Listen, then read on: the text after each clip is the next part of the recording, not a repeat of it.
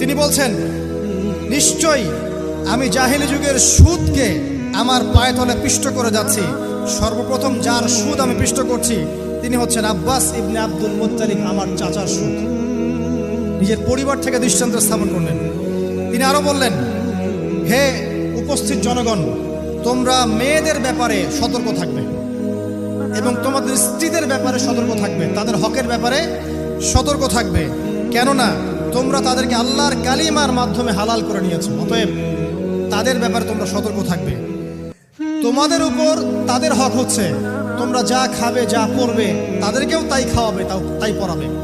আর তাদের উপর তোমাদের হক হচ্ছে তারা তোমাদের বিছানায় এমন কাউকে আসতে দিবে না যাদেরকে তোমরা অপছন্দ করো। নবী করিম সাল্লাল্লাহু আলাইহি ওয়াসাল্লাম আরো বলছেন, এই দিন আইয়ুহান নাস, মানব জাতি, তারাকতু ফিকুম আমরাইন, জেনে রাখো আমি তোমাদের সামনে মাত্র দুটো বস্তু ছেড়ে গেলাম। কয়টা বস্তু?